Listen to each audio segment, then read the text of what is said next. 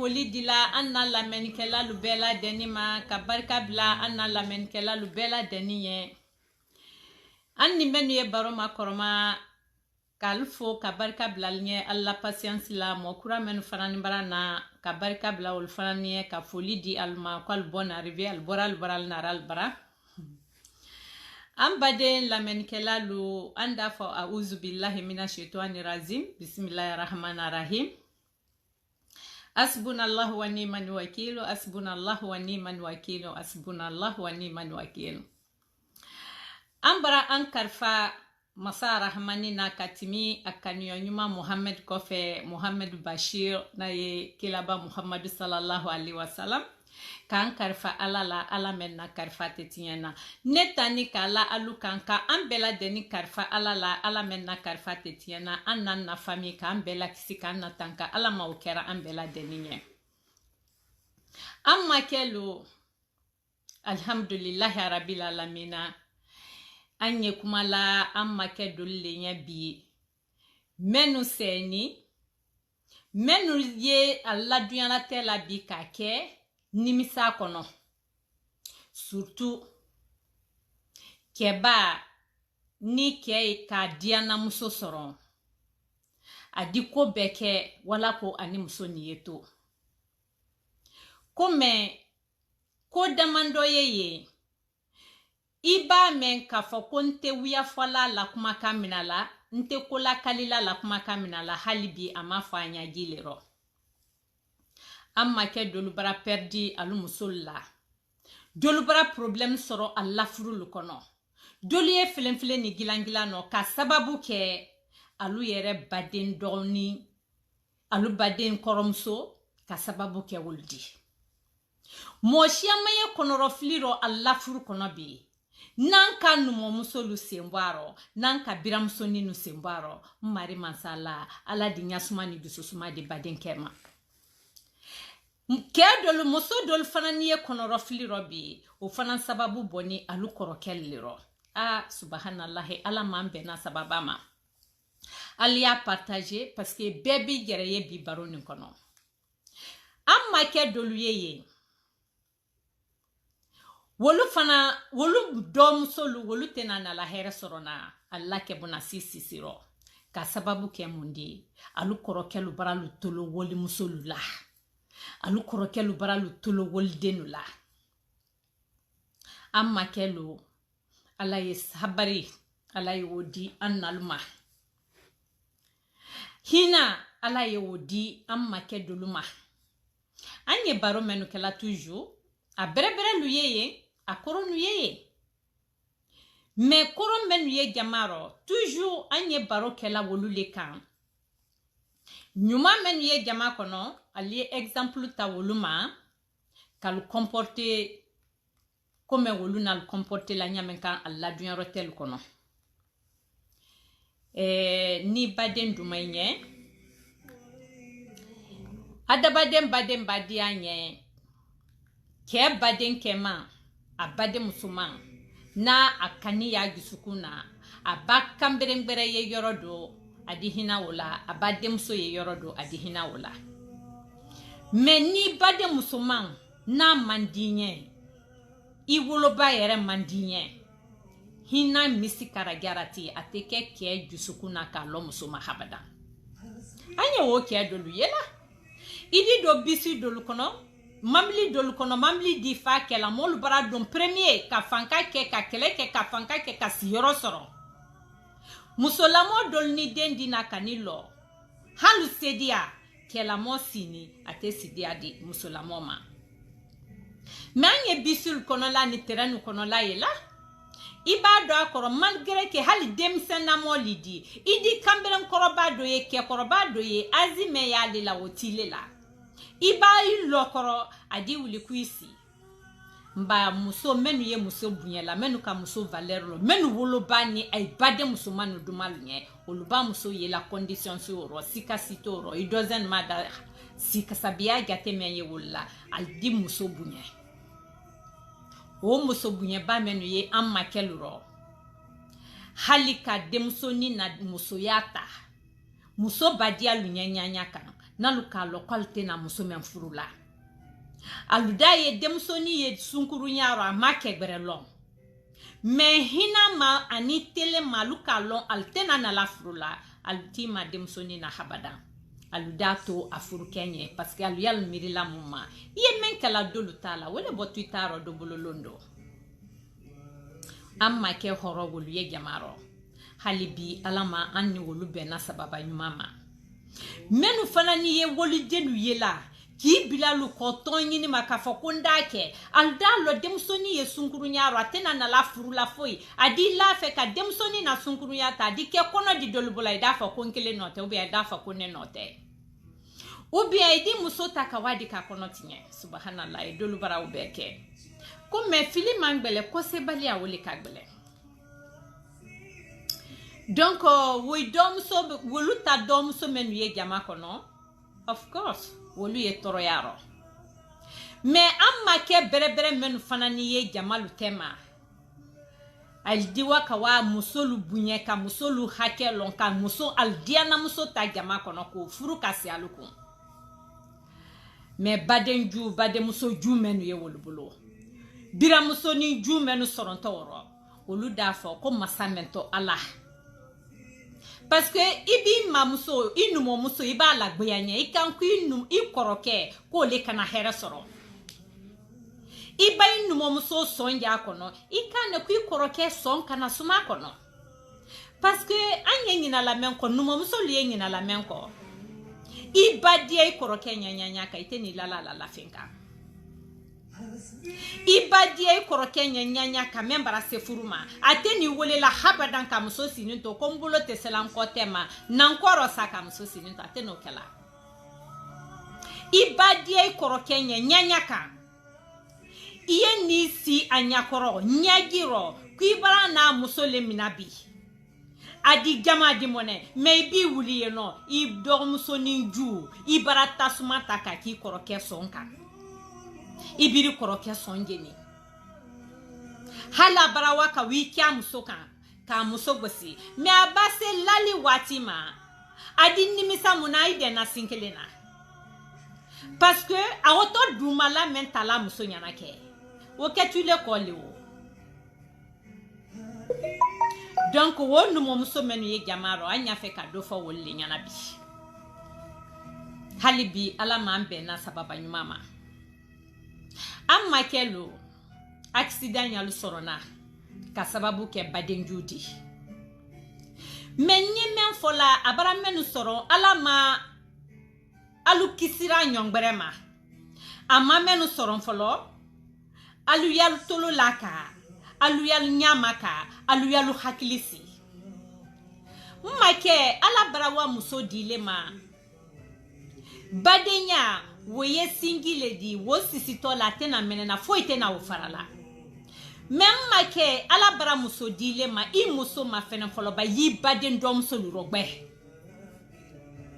n ma kɛ i muso valeur ma fɛnɛ ba y'i baden dɔmuso ni i baden kɔrɔmuso yali valeur ma fɛnɛ badenya o tɛ o tiɲɛna de parce que ala ka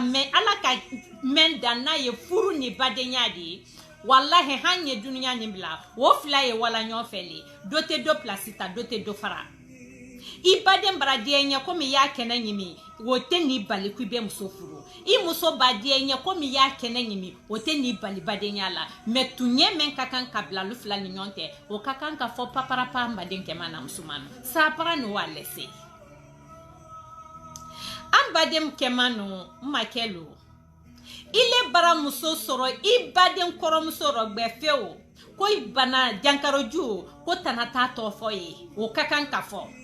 mɛ n ma kɛ ile k'a lɔ ko muso mɛn y'i ku i bɔ ni muso mɛn ko i bara muso mɛn na don i lalu kɔnɔ ko a ni baden dɔmuso ye saya ni sunɔ le di ale tɛ lala ɲɔgɔn ma ala birisɔ muso ɲuman la i baden dɔgɔmuso ni i baden kɔrɔmuso a b'a fɔ muso saba wolu ma i biramuso ni numɔmusonin k'o layi muso kan k'alu y'a lɔgbɛ kelen nɔ ko kana ko kalu san kalu feere mɛ n'i le muso ma ba sanna i dɔn ni sɔnkɔ tɛ discuter a tɛ tɛrɛmɛ n ma kɛ alu wɔtɔ doni ka bɔ na k'a f'u ɲɛ ko i ka musoba kɔrɔ mɛn furu imi gerelonde sunguroni nuye du kono ibara demsoni muso den sorombali lutoye ibara bogotini utoye muso nyumani ye du kono ibara wi noro muso bakoro la iba ilu ni muso bakoro wo lasi alu fanfali ye muso bakoro wo kerefe ko me kafirisu dandali ko me kafirisu ne muso bakoro wo ma san lo fe kono ke alu sonko tema inika ni muso bakoro ni maba firila mmake date do idoni no piriro kaluma inika kwalu ye firila jolila badenya lede aludumanya ko me nikun ko ni ala temalala mmake ile gere ni fa lonte ikalo ko ala ka muso mendilema ko ni muso mabansa na lo fero ke ku idoni no sonko tema inika ikoro muso sonko tema inika ile beta ala mina olawo kisi do muso olu bena ka fo ile nyana ko muso bakoro lile la dona ki labo ko muso bakoro kanikela iwani woletala kima wadem soni nufuru mmake ita lon folo ila ke ya hakilila ko quelque part ko kele ya woleye parce que mmake alu muso banyuma ya alu badendoni susudi alu koromuso susudi ayela alala ko mandula ni sayala nyamenka kwalu ya la dianye la sambla nema amasalu sonome la 100% mba seni men sonome la ke o fanani ye akela alla waso fami waso ledi aye wa jororo menu tumalon ka fakule mmake alu sinyo menu tumalon ka fakule di imuso nyo muso nyuma soro ata adunyo koroke muso ye obulo aya mirila wolu yalu waso la ka fo ni kanu momso ye ni kambira muso ye wo kele ya wo ta badema wolu ta kele ya nyango ya ada suwete ko ala ye muso nyuma di afana koroke ma me bara soro amasa kono ha parce que abasi ko tanki muso mafene kabaka jere mafene aduma nye ala tereye muso dima ale ye fekurunin talaka biri muso menkuna wole duma teranye iku mbana kaye wala sine kafo ile ni muso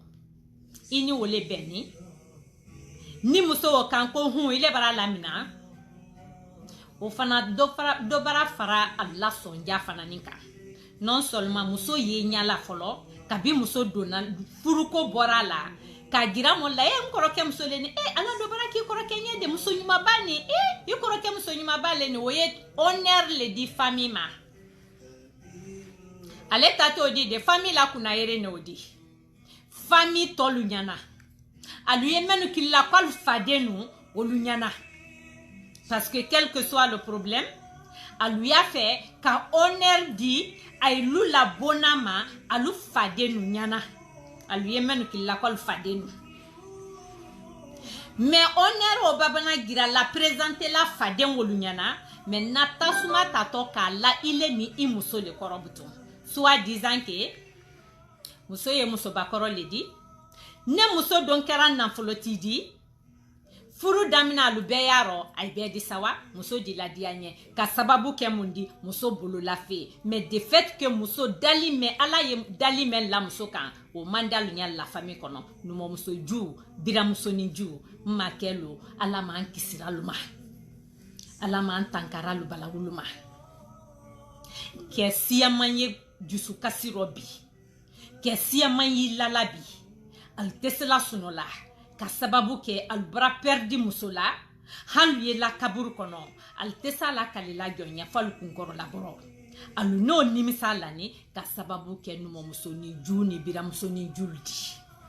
subhanallah ala man kisira lu barawuma amma kelo al yalu musulmina ambara fo hanka fo alu yalu jija alu kana lu musolumina alu bade malu kumakana femen duyari nye ilele ka nyini halalu bara nyini ka dima na banna kala dia nye di aluta fait ay toye tunu woro ko ay lu men ka rodia au début ay lu le banto fana ka tien am makelu keleya doyeye woye baden kema muso ana baden dom sote keleya doyeye woye biramsoni ni abaden kema musote fo ite na wobolayi am baden kemano am makelu aluye lala ka fo kuni ka musota na duma ininye muso mina bekuma kana fo ibiramsoni abiramsoni ananu momsoni aludaro kanye munedi alubakila furusa ko folo kela tumana mena mamkelu alia lon ka fo ne muso ledi anye muso la experience anye wole kanka nya falunyana I muso ba sila anumo muso ni nika aya fe kala boyku a malu ya laima tamagi yaro atafe ka gere déclarer nye 100% makelo abeta do muso gberero ko rosuima obese yenu momso junye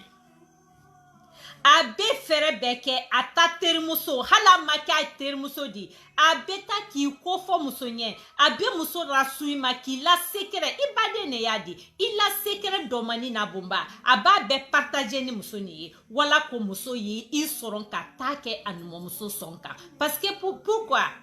numo muso ni kam numo muso mena dianye numo muso bolofe menfe adoni furukoro nanfuloko meno suwa muso ma wodama adoni furukoro ko kilele ke ale saudi parce que numo muso dole diala alu koroke muso la diala na kasoro surtout se yinye aluma ko yi bolofe na iti bolofe dilaluma alubara ye muso mendumenye wo ba meshi ko fokoro sur place ibra brésilien meshi sanka diama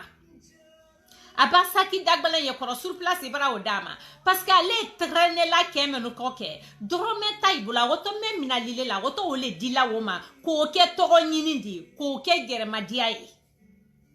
nakaye aye kanka desela amma ko ye nanfulo mena ibolo a deseni ko soroila adi numo muso la dianye muso men dumanye adi wala dianye adi timinda mina numo musoro a ke sababu di ye wari ni mina nkoroke la ka dimma ke sababu di ye meshi sanka dimma ke sababu di nye ni soro nkoroke la mmake I muso da mina folo parce que badenyale ni ke men duminye no baden doni na rasema ko kuma ikefe nye ni sorala nye manankun sorala kuma ikefe mmako ye wodi lela ka mesisan furumuso nyuma baden nu sinju tumba wo ya damina laleke adi kuma kefe ikini bila doni fe nindama ikini bila doni fe amade memena me kalo munkeni muso me iye saki dagbele mesana ka di muso mawodi ayi muso na la fani nyuma me yela bola wodi adon kile gere bubulu ko lon me ba mainika ile le muso ni dunya ko bete me ye misi kara garati menkela hali muso bara wodi le mina la ko di a domuso ma adafo agera sonomela ka fo ibaye nkoroke bara watandima muso ni juni ne koso ne muso mentinate ntundi wa mo anso malgré que biram numo muso bara la effort ke kile yere bolo woliko kila wodi taka di doni ma kwikini blafe mba wodi minato abulo jusukunya folale ko ni le nyango ni tuntenne ni mbade mate nda sora la plus que ça ka soro na le donte ina wata mendila maudi wallahi atunta soro ila mba awoto wole ankese la kono ibolo la nanfulo wato wonikela ile imuso wonye oko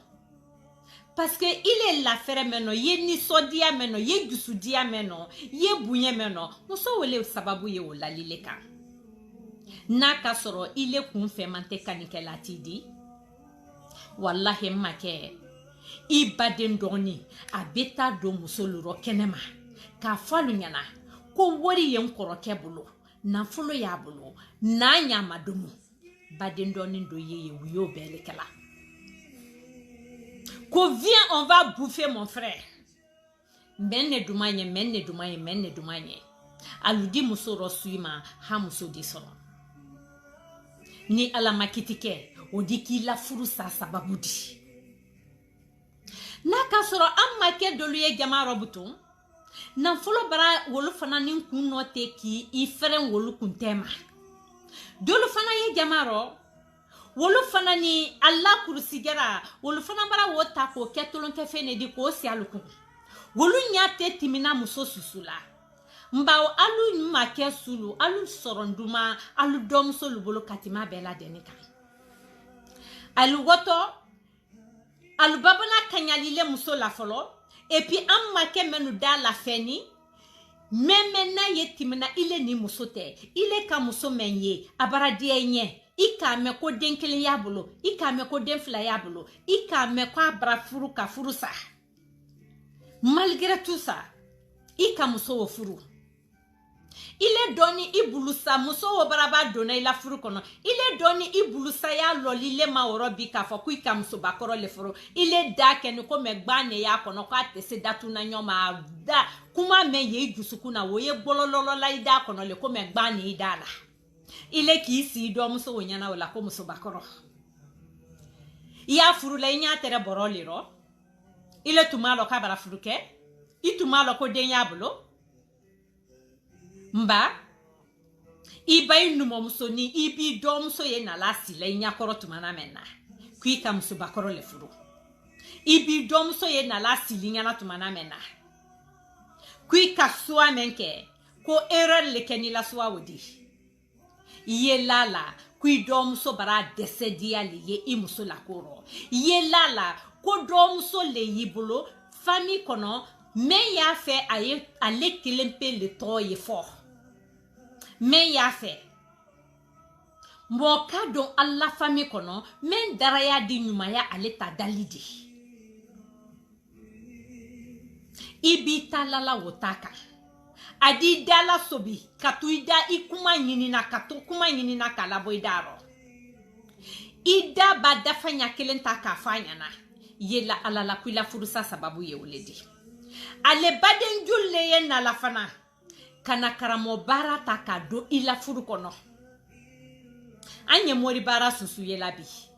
ale baden julle na la ambara subo ila de anwani na feleli la do barabi nduyo do ila feleli barabo afe kui gere koroside I muso ye kamenke I gere koroside I bara ye gime minna bona yesuma minna iti gere bolo ile ke konoro filibato idi tata kala no muso taka mbale saraka bodi damna me yela alala ko saraka misikara garati aya folinya ku yabo nkoro ke ila harigia ko saraka leba ni baraba furula ibade musoma asembo ila viro ila furu ibade musoma ikoro muso ido muso alutati la viro parce que quoi ala furu noni men ye kerefe odike il faut la laisser de s'occuper de ça i anato imakafunya na ko nkoro ke ko protection saraka make saraka fenfen boto ibolo a saraka boto le kwini muso ye aluanye kwalie faranyona ikati anu ko masaraka bowa ika sa saraka boba ika siseni saraka boba wallahi tallahi nkalifen te aladi make yela alala ibara kumbla asaraka boro ni muso tora nyonfe pew ibate kamera muso meno yen konte wuluka parce que ibai dom so ye na la folinya tumana mena kuye saraka bo yela alala kui muso ibada ma bi kwa ya la boloka ka te ko me nyimi adate ko me nyimi ibi muso dama kwa ya nyimi komtia aba nyimi kometia ka puru mbani make imamuso narafunyana ko make kwila protection ko sarakabo kamuso tuku Allah I muso ni ku ne fe ite dunya kalama mba I muso ni do muso o te kani ma fene foloba amma fene quel amour ta propre sœur a pour ta femme iye soro ka saraka bo mais ni ka saraka bo ni tora furu woro I ba te kamara muso meno yen konte oka parce que alien na la saraka folinya tumana mena a soro nale alubaraba kuma linye alu solution talbulo al di muso mena bu kunya meka a soro nale alubaraba idaro kambe fala molunye ko muso bakoro est en train de traîner derrière mon grand frère.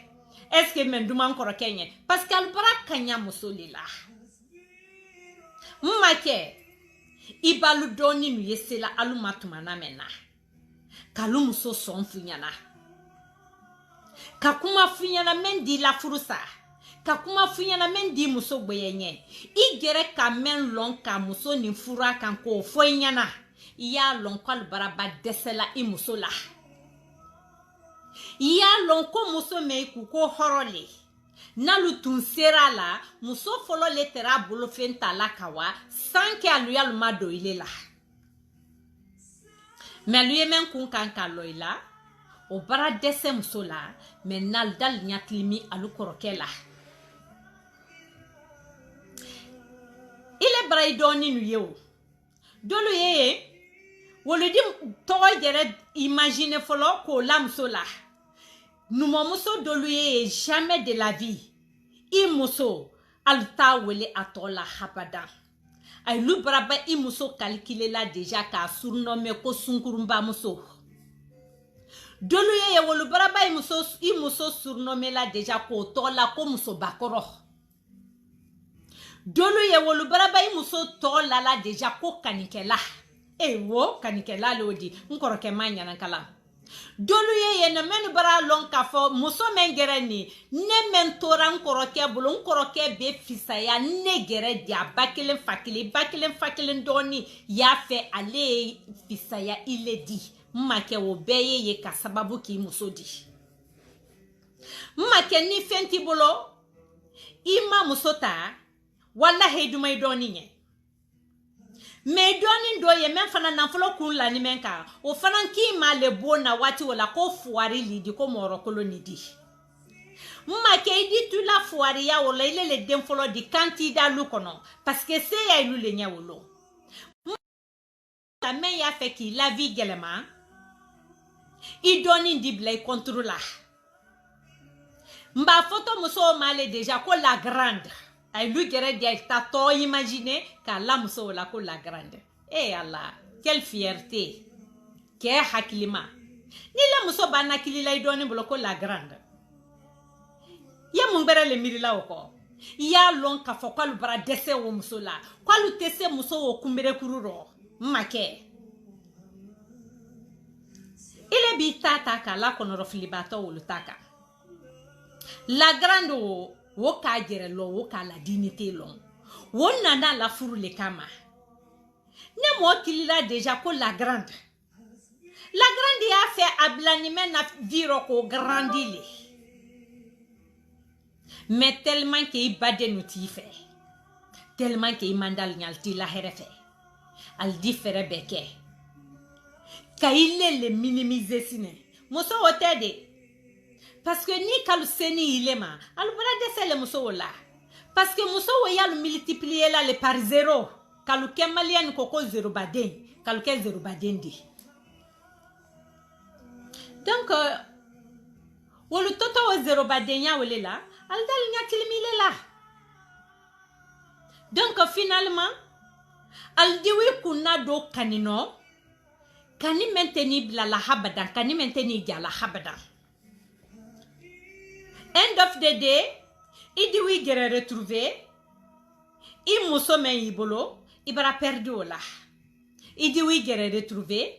muso men no suni ma parce qu'elle muso le bladi la.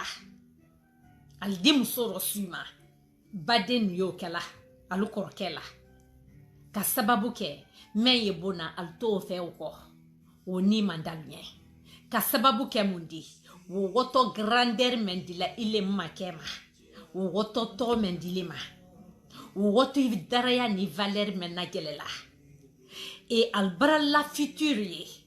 muso wo batuikun I woto korogbe benkela sini wo mandi ibadem fakile doni koromso wo manda aninye adi ko beke adi musoro suima dendi bodolu taro dolu yeye dente baro konal difru wo furu wolle keto wolona ida fo kuina men fanan ki soron ki bla dunya kono ki dumante wonya ki baden doromso ni baden koromso bo abila dianye ikuma kante soso itanate tinye fami kono wolon aye kan lomena ka di kan imuso folo me ibolo ikamen kani ko lawa ati tanatinye ikuma kante soso ilele ke bero ke di wolon make I hakilisi mba baba na lala la tumana men na feo komme no suni ma obaraba isorona meye wo baraba wo nyaro gbeni lona wo ba wala mba ya londa mina la olero ko tu es le plus faux grand frère du monde ya lona olero ko tu es le plus vaurien grand frère du monde maintenant muso mentani kadi make ikalo suni sule beni mba na muso meno sulima ale numo muso ida le fanani se na takabakuru